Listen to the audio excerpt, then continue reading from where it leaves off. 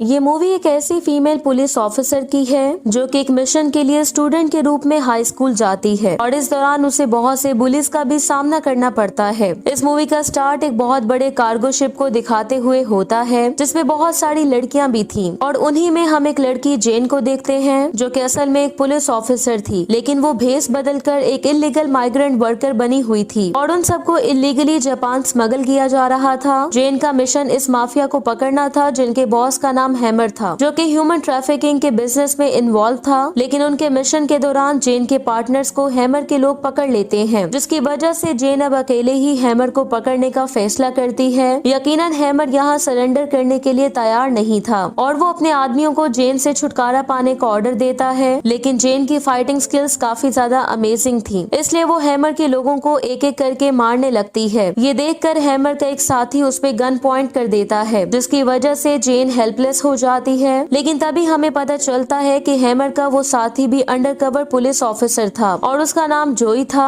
इसी दौरान वहाँ पे पुलिस भी पहुँच जाती है और वो लोग आखिरकार हैमर को अरेस्ट कर लेते हैं। हालांकि उन्होंने हैमर को सक्सेसफुली अरेस्ट कर लिया था, लेकिन फिर भी जोई यहाँ जेन से कुछ ज्यादा खुश दिखाई नहीं दे रहा था, क्योंकि उसे लगता था कि उन्होंने हैमर को बहुत जल्दी अरेस्ट कर लिया था। हालांकि जेन को उसे उस टाइम अरेस्ट करने का कहा गया था जब हैमर ने अपने बॉस से मिलना था, ताकि वो उन दोनों को एक ही समय पे अरेस्ट कर सके। लेकिन जेन को लगता था कि उसने कुछ गलत नहीं किया, क्योंकि उसे इस प्लान के बारे में अपडेट ही नहीं किया गया था। नेक्स्ट सीन में हम पुलिस हेडक्वार्टर का सीन देखते हैं, जहां सब लोग कोरिया के दो बड़े गैंग लीडर्स शाह और बे को पकड़ने की प्लानिंग कर रहे थे, जो कि पहले पार्टनर्स भी थे। लेकिन फिर शाह ने बे से राहें जुदा कर ली थी और अब वो अपने कामों पर पछताने लगा था, इसलिए वो अपने आप को सरेंडर करने और बे के बारे में सब कुछ बताने के लिए तैयार था, इस कंडीशन पर कि अगर वो उसे और उसकी बेटी सियोंग को प्रोटेक्ट करेंगे। लेकिन जब पुलिस उसे कोर्ट ले जा रही थी तो बे के गुंडों ने उन पे अटैक कर दिया था। शाह वहाँ से बच निकलने में तो कामयाब हो गया था, लेकिन अब पुलिस से उसका भरोसा उठ गया था, इसलिए अब वो कहीं छुप के रह रहा था और पुलिस को उसे हर हाल में ढूंढना था, क्योंकि उसकी गवाही बे को पकड़ने के लिए जरूरी थी। इसलिए पुलिस के पास सिर्फ एक ही प्लान था कि वो शाह को उसकी इकलौती बेटी के थ्रू पकड़ेंगे और इसके लिए वो जेन को सियोंग के हाई स्कूल में स्टूडेंट बनकर जाने का मिशन देते हैं, ताकि वो सियोंग से उसके फादर के बारे में इंफॉर्मेशन इकट्ठी कर सके और उसे बे के लोगों से प्रोटेक्ट भी कर सके। पहले तो जेन ऐसा करने से मना कर देती है, क्योंकि वो स्कूल से नफरत करती थी, लेकिन अब क्योंकि इस जॉब के लिए और कोई भी सूटेबल पर्सन अवेलेबल नहीं था, इसलिए उसे अपने सुपीरियर्स की बात माननी ही पड़ती है। जेन को अब उसके अंकल स्कूल भेज देते हैं, जो कि खुद भी पुलिस ऑफिसर थे और उनका नाम पार्क था। इधर जेन सियोंग की क्लास में पहुंच जाती है और अपने आप को इंट्रोड्यूस करवाती है, लेकिन पुलिस ऑफिसर होने की वजह से उसका बात करने का तरीका थोड़ा ऑकवर्ड था, इसलिए उसके क्लासमेट्स उसका मजाक उड़ाने लगते हैं और उसे बुली करते हैं। पहले तो जेन उनकी बातों की परवाह नहीं करती, लेकिन जब उनकी बुलिंग हद से बढ़ जाती है तो वो उन बुली करने वाले स्टूडेंट्स को काफी ज्यादा मारती है और इसके बाद से सब स्टूडेंट्स उससे डरने लगे थे।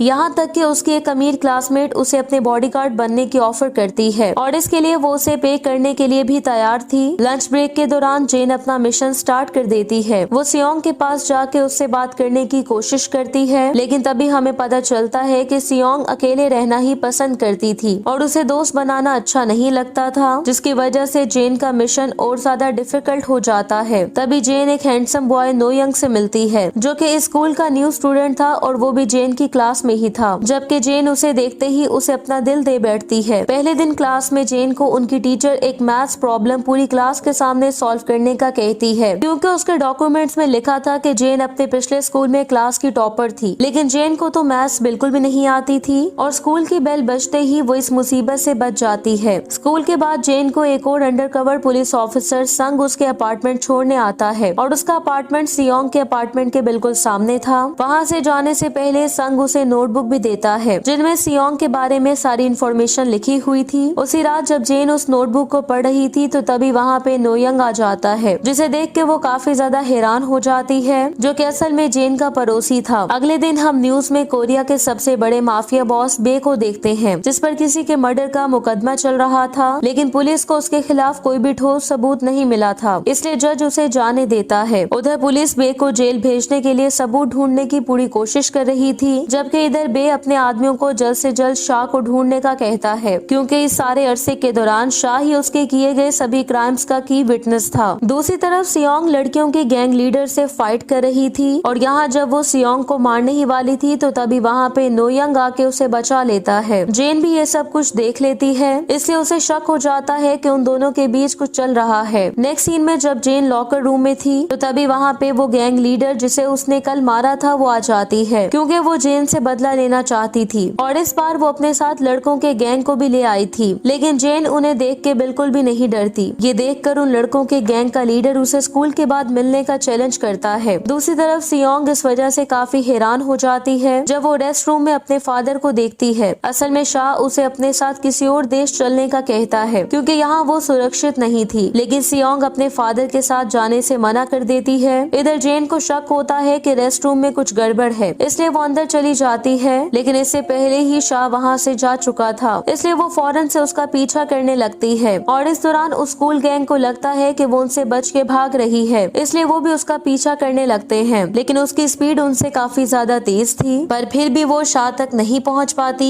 जो कि एक गाड़ी में वहां से निकल गया था। इसलिए वो फौरन से अपने पार्टनर्स को रिपोर्ट करती है कि उसने अभी अभी शाह को देखा है। इसी दौरान उनका अंकल पार्क उसे सियोंग के करीब जाने का एक प्लान बताता है। वो अपने आदमियों को गुंडों के भेस में सियोंग को हरास करने के लिए वहाँ भेजेगा, जिसके बाद वो वहाँ आके जेन को बचा लेगी। इस तरह वो उसका ट्रस्ट जीत लेगी और वो दोनों फ्रेंड्स बन जाएंगी। अगले दिन जेंग सियोंग का पीछा कर रही थी ताकि वो अपने प्लान को एग्जीक्यूट कर सके, लेकिन उसे स्कूल गैंग रोक लेता है। पर जेन अब क्योंकि जल्दी में थी, इसलिए उसे वहाँ से जाने के लिए उन सबको पीटना पड़ता है, जिसकी वजह से वो लेट हो जाती है। वो उन सबको मारने के बाद जब वहाँ पहुँचती है तो वो ये देख के शॉक्ड हो जाती है कि नोयंग उन गुंडों से फाइट कर रहा था, जिससे उसका प्लान पूरी तरह फेल हो जाता है। लेकिन उस फाइट से नोयंग के पाँव में मोच आ गई थी, इसलिए घर जाते हुए जेन उसके टखने की देखभाल में उसकी हेल्प करती है और इसी दौरान वो नोयंग की टूटी हुई घड़ी को भी नोटिस करती है। रात को सोते हुए वो मुसलसल ये सोच रही थी कि नोयंग कितना कूल है। तभी यंग उसके अपार्टमेंट में आता है, जिसे देखकर पहले तो जेन हैरान हो जाती है, लेकिन फिर वो एक दूसरे के करीब आने लगते हैं। पर तभी हमें पता चलता है कि वो तो जेन का सपना था। अगले दिन जेन ये देख के शॉक्ड हो जाती है कि जोई भी टीचर के भेस में उनके स्कूल में आ गया था, इसलिए वो इस बारे में अपने अंकल से कंप्लेन करती है, क्योंकि वो नहीं चाहती थी कि जोई उसके मिशन में कोई टांग अड़ाए। लेकिन उसके अंकल इस बारे में कुछ भी नहीं कर सकते थे, क्योंकि जोई को उनके सुपीरियर की तरफ से ये मिशन असाइन किया गया था। नेक्स्ट सीन में हम देखते हैं कि जेन की रिच क्लासमेट जेन को किसी आदमी से पैसे लेते हुए देख लेती है और उसे ये पता नहीं था कि वो आदमी जेन के अंकल थे, इसलिए वो उस पर प्रोस्टिट्यूट होने का आरोप लगाती है। जल्द ही ये बात पूरे स्कूल में फैल जाती है, इसलिए सभी स्टूडेंट्स उससे दूर रहने लगते हैं। ये देखकर सियोंग को काफी बुरा लगता है कि अब जेन का भी उसकी तरह कोई भी फ्रेंड नहीं था, इसलिए वो जेन से उससे दोस्ती करने का पूछती है, जिसकी वजह से जेन काफी ज्यादा खुश हो जाती है, क्योंकि अब वो अपने गोल के एक स्टेप और करीब पहुंच चुकी थी। खैर इस दौरान हम देखते हैं कि जेन को मैथ्स का एग्जाम देना पड़ता है, जिसकी वजह से वो काफी ज्यादा पैनिक दिखाई दे रही थी। लेकिन उसके अंकल ने उसकी हेल्प के लिए पहले ही कुछ टीचर्स को हायर कर लिया था। पहले तो सब कुछ ठीक चलता है, लेकिन फिर वो चीटिंग करते हुए पकड़ी जाती है, इसलिए उसे टीचर्स रूम में बुलाया जाता है। अब किसी बड़ी मुसीबत से बचने के लिए जेन और उसके अंकल को ये कन्फेस करना पड़ता है कि वो लोग कॉप्स हैं। रात को सियोंग को अपनी टेबल पे एक लेटर मिलता है, जो कि उसके फादर ने उसे भेजा था, जिसमें उन्होंने उसे बताया था कि वो हमेशा के लिए कोरिया को छोड़ के जा रहे हैं। इसलिए वो काफी ज्यादा सैड हो जाती है और अपना मूड ठीक करने के लिए जेन की तरफ आ जाती है। जेन जब अपनी दोस्त को रोते हुए देखती है तो वो उसे काम डाउन करती है। इसी दौरान सियोंग उसे सब कुछ बता देती है और इस तरह उसे पता चल जाता है कि शाह कल एयरपोर्ट पे होगा, इसलिए अगले दिन जेन और उसके पार्टनर्स एयरपोर्ट पर पूरी तरह से तैयार थे। लेकिन जैसे ही वो अपना मिशन स्टार्ट करते हैं तो तभी वहाँ पे बे के आदमी भी पहुँच जाते हैं और शाह का पीछा करने लगते हैं, जिसकी वजह से शाह हर तरफ से घिर जाता है। लेकिन तभी एक मिस्टीरियस आदमी मोटर बाइक पे वहाँ आके उनके अटेंशन डाइवर्ट कर देता है, जिसकी वजह से शाह को मौका मिलता है और वो वहाँ से बच निकलने में कामयाब हो जाता है। लेकिन इससे पहले कि वो मिस्टीरियस आदमी वहाँ से भागता, तभी वो नीचे गिर जाता है और इस दौरान उसकी घड़ी भी नीचे गिर गई थी। जेन जब उस घड़ी को देखती है तो उसे नोयंग की टूटी हुई घड़ी याद आती है, इसलिए अब उसे नोयंग पे शक होने लगता है। जेन जब नोयंग से मिलती है तो वो उससे उसकी घड़ी के बारे में पूछती है, लेकिन नोयंग उसे अपनी घड़ी मानने से इनकार कर देता है, जिसके बाद जेन अपने पार्टनर संग को नोयंग के बारे में इंफॉर्मेशन इकट्ठी करने का कहती है और उससे जेन को पता चलता है कि नोयंग असल में शाह का आदमी था, जिसे उसने भेस बदल कर वहाँ सियोंग की प्रोटेक्शन के लिए भेजा था। इसलिए जेन अब आखिरकार सियोंग के सामने ये कन्फेस कर लेती है कि वो एक पुलिस ऑफिसर है, जो कि उसके फादर को पकड़ने करने के मिशन पर यहाँ आई थी। ये सुनकर सियोंग काफी ज्यादा डिसअपॉइंट हो जाती है और वो जेन से नाराज भी हो गई थी। एक रात जेन को पता चलता है कि उसके अंकल को किसी ने स्टैब कर दिया था, इसलिए वो फौरन से हॉस्पिटल पहुंच जाती है, जहां उसे पता चलता है कि उसके अंकल काफी क्रिटिकल कंडीशन में हैं। हॉस्पिटल से जाते हुए संग उसे और सियोंग को घर छोड़ने जा रहा था और सियोंग अपनी सेफ्टी के लिए अब जेन के साथ ही रहती थी। लेकिन तभी उसकी गाड़ी पे बे के लोग अटैक कर देते हैं और तभी जेन को पता चलता है कि संग ने उन्हें धोखा दिया था, क्योंकि उसे अपनी वाइफ के ट्रीटमेंट के लिए बहुत सारे पैसों की जरूरत थी। बे के लोग जल्द ही जेन को इंजर कर देते हैं और सियोंग को लेकर बे के हेडक्वार्टर पहुंच जाते हैं। शाह को जब पता चलता है कि बे ने उसकी बेटी को किडनैप कर लिया है तो वो भी वहां पहुंच जाता है, जिसे देखकर बे काफी ज्यादा खुश हो जाता है। वो शाह को 1-on-1 फाइट का चैलेंज करता है और अगर शाह जीत गया तो बे अपनी सारी प्रॉपर्टी उसे दे देगा, लेकिन अगर बे जीता तो वो उसकी बेटी को अपने साथ ले जाएगा। दूसरी तरफ नोयंग अचानक से जेन को बचाने के लिए पहुंच जाता है, जिसके बाद वो दोनों फौरन से बे के हेडक्वार्टर की तरफ जाने लगते हैं। दूसरी तरफ शाह और बे की फाइट स्टार्ट हो जाती है, जिसमें शाह पहले तो बे को नीचे गिराने में कामयाब हो जाता है, लेकिन बे का एक गैंगस्टर उसके पाँव पे पॉइजन नीडल शूट करता है, जिसकी वजह से वो कमजोर हो जाता है। इसलिए बे को मौका मिलता है और वो उस पे जोरदार अटैक करता है, जिससे शाह ये फाइट हार जाता है। कुछ ही देर में वहाँ जेन और नोयंग भी पहुँच जाते हैं। अब क्योंकि बे वहाँ से भाग रहा था, इसलिए जेन उसका पीछा करने लगती है, जबकि नोयंग उसके आदमियों से फाइट कर रहा था। इधर जेन बे की कार पे जंप कर देती है और उसे रोकने में कामयाब हो जाती है, लेकिन तभी जोई वहाँ आके जेन पे गन पॉइंट कर देता है, जिससे हमें पता चलता है कि जोई ने भी उन्हें धोखा दिया था और उसने भी ये सब कुछ पैसों के लिए किया था। वो यहाँ ये भी कन्फेस करता है कि उसी ने ही जेन के अंकल को स्टैब किया था। ये सुनकर जेन को गुस्सा आता है, इसलिए वो उस पे अटैक कर देती है और कुछ ही देर में उसे हराने में कामयाब हो जाती है। दूसरी तरफ नोयंग शाह और सियोंग को बचाने के लिए बड़ी बहादुरी से लड़ रहा था और काफी देर की फाइट के बाद वो बे के आदमियों को मार गिराता है। मूवी के लास्ट सीन में जोई और संग को आखिरकार अरेस्ट कर लिया जाता है। वो लोग शाह को भी बचाने में कामयाब हो गए थे। एक और गुड न्यूज ये थी कि जेन के अंकल भी क्रिटिकल सिचुएशन से बाहर आ गए थे। जेन भी काफी ज्यादा खुश थी क्योंकि उसका मिशन सक्सेसफुल हो गया था और इस दौरान कोई भी कैजुअलिटी नहीं हुई थी। इसी के साथ ही ये मूवी एंड हो जाती है। Thank you so much for watching.